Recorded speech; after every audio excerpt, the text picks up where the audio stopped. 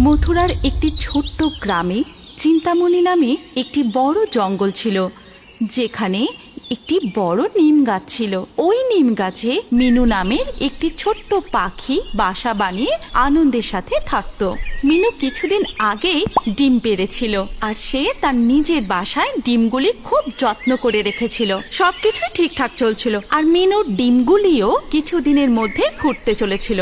মিনু খুব আনন্দেই ছিল, আর নিজের বাচ্চাদের জন্য অনেক খাবার জোগাড় করার জন্য সে খুব ব্যস্তও ছিল। আমার বাচ্চারা আর কিছুদিনের মধ্যেই বেরিয়ে পড়বে, ওদের জন্য আমাকে এত খাবার আনতে হবে যে আমি ওদের ভালোভাবে খেয়াল রাখতে পারি। এই কথা বলে মিনু নিজের বাচ্চাদের জন্য আরো খাবার আনার জন্য বেরিয়ে পড়ল। সেই দিন দুপুরবেলা যখন মিনু খাবার নিয়ে বাসায় ফিরল, তখন তো তার হুঁশই উড়ে গেল। সে তার নিজের ডিমগুলিকে কোথাও খুঁজে পাচ্ছিল না। আরে আমার বাচ্চারা কোথায় গেল? মিনু খুব ভয় পেয়ে গেছিল। সে গাছের ওপরে নিচে এদিকে ওদিকে চতুর্দিক খুঁজতে লাগলো। খুঁজতে খুঁজতে অবশেষে সে ওই গাছের নিচে নিজের ডিমের খোলাগুলিকে দেখতে পেল। মিনু এটা দেখে আরো ভয় পেয়ে গেল, আর নিজের কান্না থামিয়ে সে ওই গাছের নিচে দেখতে গেল। ওই গাছের নিচের অংশে একটি গর্ত ছিল। ঠিক সেই গর্তের সামনেই মিনুর ডিমের খোলাগুলি ছড়িয়ে ছিটিয়ে ছিল। মিনু ওই গর্তের দিকে তাকিয়ে জোরে জোরে ডাকতে শুরু করলো, ভেতরে কেউ আছো কেউ? ভেতর থেকে কোনো আওয়াজ পাওয়া গেল না, কিন্তু কিছুক্ষণ পর ওই গর্ত থেকে একটি নাগিনী বেরিয়ে এলো। কি ব্যাপার? কেন চিৎকার করছো? তুমি তুমি তুমি আমার ডিমগুলো খেয়ে?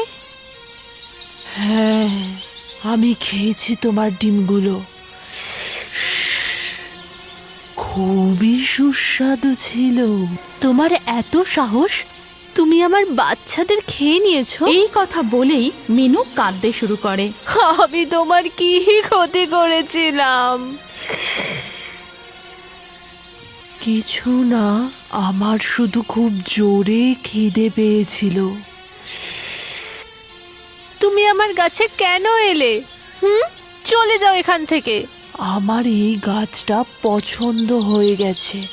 তুমি কি করবে যদি আমি এখানে থাকি? তো চলো, যাও এখান থেকে, আমার এখন ঘুমানোর সময়। এই কথা বলে নাগিনী গাছের সেই গর্তের ভিতরে আবার চলে যায়। মিনুর খুব মন খারাপ হয়ে যায়, আর সে খুব কান্নাকাটি করতে থাকে। এইভাবে আস্তে আস্তে দিন কেটে যায়। মিনুও ধীরে ধীরে এই কষ্টটা ভুলে যেতে থাকে। কিছুদিন পরে ও আবারও নতুন করে ডিম পাড়ে। এইবার ও নিজের বাসাতেই সব সময় বসেছিল, যাতে কেউ তার ডিমগুলিকে না ছুঁতে পারে। কিন্তু একদিন সকালে সে তার নিজের ডিমের খোলাগুলিকে নিজের বাসার চারিদিকে ছড়িয়ে ছিটিয়ে থাকতে দেখতে পায়। ওই নাগিনীটাই আবারও তার বাচ্চাগুলোকে খেয়ে নিয়েছিল। মিনুর অবস্থা কাঁদতে কাঁদতে খারাপ হয়ে গেছিল। সে এইবার অনেক স্বপ্ন দেখেছিল নিজের বাচ্চাদের নিয়ে, কিন্তু সব কিছু শেষ হয়ে গেল। মিনু যখন খুব কান্নাকাটি করছিল, তখন তার বন্ধু চিকি এসেছিল তার খবরাখবর নিতে। আরে মিনু, তুই কাঁদছিস? কি হয়েছে তোর? তারপর মিনু চিকিকে সমস্ত ঘটনা খুলে বলে। কি? ওই নাগিনের এত সাহস! আমি এক্ষুনি ওকে মজা দেখাচ্ছি। আরে চিকি, দাঁড়া, এরকম ভাবে হবে না, অন্য কোনো উপায় ভাবতে হবে। অন্য কোনো উপায়? দাঁড়াও, আমার কাছে একটা আইডিয়া আছে মিনু। কিরম আইডিয়া? তুই পরের বার যখন ডিম পারবি, সেই ডিমগুলো আমি আমার বাড়িতে লুকিয়ে রাখবো, আর এখানে কিছু নকল ডিম রেখে ওটার মধ্যে আঠা লাগিয়ে দেব। ওটা খেলে ওই নাগিন সারা জীবনের মতো তোর ডিম তো কিছুই আর খেতে পারবে না। কেমন লাগলো আমার প্ল্যান? বাহ, খুব ভালো আইডিয়া চিকি। এতে ওই নাগিন আর কোনোদিনও আমার ডিমের দিকে চোখ তুলে তাকাবে না। কিছুদিন পরে আর নিজের বাসায় নকল ডিমের মধ্যে আটা পুড়ে দিয়ে খাবার খুঁজতে বেরিয়ে পড়ে। এরপর ফিরে এসে সে দেখতে পায় যে বাসার মধ্যে ডিমের খোলাগুলি ছড়িয়ে ছিটিয়ে পড়ে আছে, আর ও সেটা দেখে খুব খুশি হয়। তারপর সে ওই গাছের নিচের দিকের গর্তের সামনে গিয়ে দাঁড়ায়।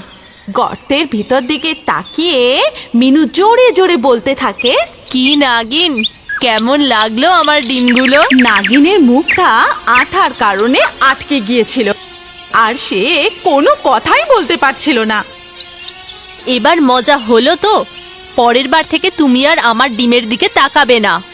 তুমি আমার বাচ্চাদের খেয়েছো, তার সামনে এই শাস্তি তো কিছুই নয়। এবার তুমি ভোগ করো। এই কথা বলার পর নাগিনীকে ওই অবস্থায় ফেলে রেখে মিনু চিকির বাড়িতে চলে যায়। সেখানে পৌঁছেই মিনু চিকিকে ধন্যবাদ জানায়। চিকি, তোর এই উপকার আমি সারা জীবনের কোনো দিনও ভুলবো না। তোকে অনেক অনেক ধন্যবাদ।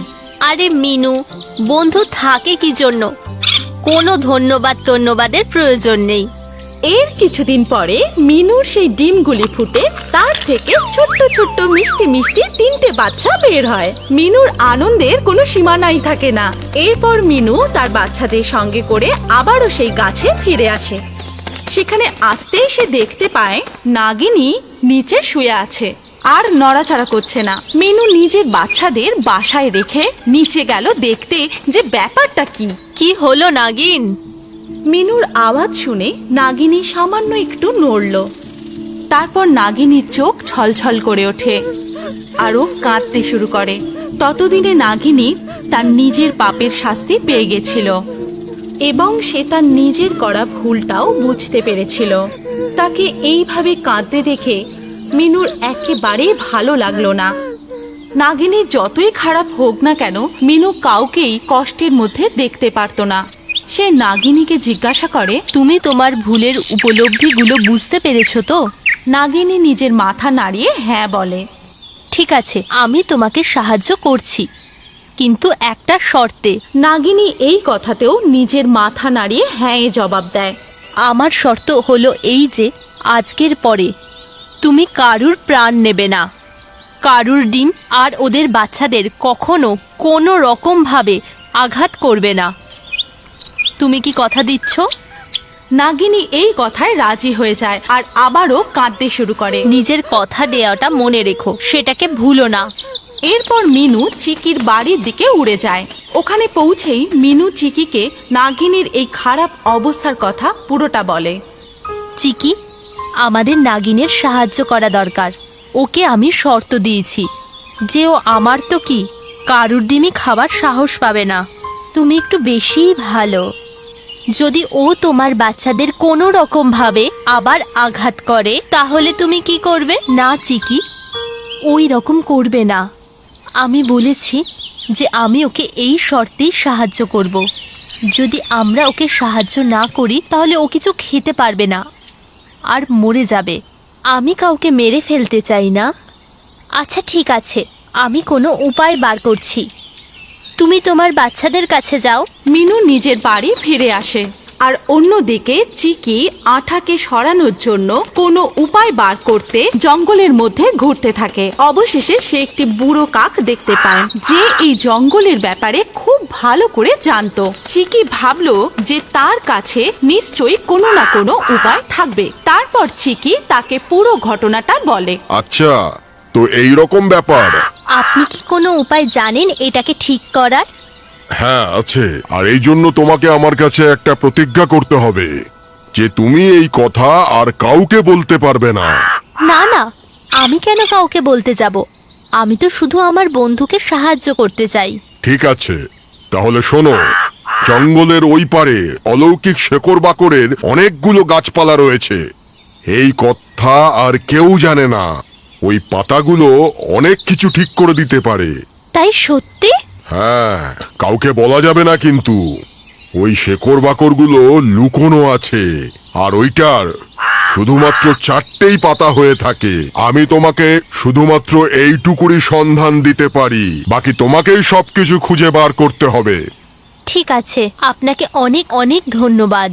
চিকি জঙ্গলে গিয়ে সেই ভেষজ উদ্ভিদটির খোঁজ করতে থাকে। অনেক সময় পেরিয়ে গেছিল, আরো ক্লান্তও হয়ে গেছিল আর সন্ধেও নেমে আসছিল। তখন সে নিচে অনেক ছোট ছোট গাছ দেখতে পায় আর ওই গাছে 4টে করেই পাতা ছিল। আরে, পেয়ে গেছি জড়িবুটি। চিকি একটা পাতা তুলে নিল আর যত তাড়াতাড়ি সম্ভব তত তাড়াতাড়ি মিনুর বাড়ির দিকে চলে গেল। আরে চিকি, কোথায় ছিলিস তুই? আমার কত চিন্তা হচ্ছিল তুই জানিস। আরে আমি একদম ঠিক আছি। চল এবার নাগিনীর কাছে, আমি ওকে ঠিক করার উপায় পেয়ে গেছি। সত্যি? আচ্ছা চল। তারপর তারা দুজনে নাগিনীর কাছে চলে গেল এবং চিকি নাগিনীর মুখে ভেষজ উদ্ভিদের পাতার প্রলেপ লাগিয়ে দিল। আর সত্যি সত্যি নাগিনীর মুখ থেকে সেই আঠা সরে যেতে লাগলো। কিছুক্ষণের মধ্যেই নাগিনীর মুখ থেকে সমস্ত আঠা সরে গেল। তোমাদের অনেক অনেক ধন্যবাদ বন্ধু। তোমরা না থাকলে হয়তো আমি বেঁচেই থাকতে পারতাম না। আমাকে ক্ষমা করো। আর তোমাদের শর্ত অনুযায়ী আমি আমার দেওয়া কথা সারা জীবন পালন করব আর কাউকে কোনো আঘাত করব না। বাহ, খুব ভালো। এরপর নাগিনী সত্যি সত্যি নিজের প্রতিজ্ঞা পালন করে আর ও সবার সাথে হাসি খুশিতে নিজের জীবন কাটাতে লাগলো। আমাদের গল্প আজকে এখান পর্যন্তই। এই গল্পটি আপনার ভালো লাগলে ভিডিওটি লাইক অবশ্যই করবেন এবং আপনার কোনো পছন্দের গল্প জানা থাকলে কমেন্টে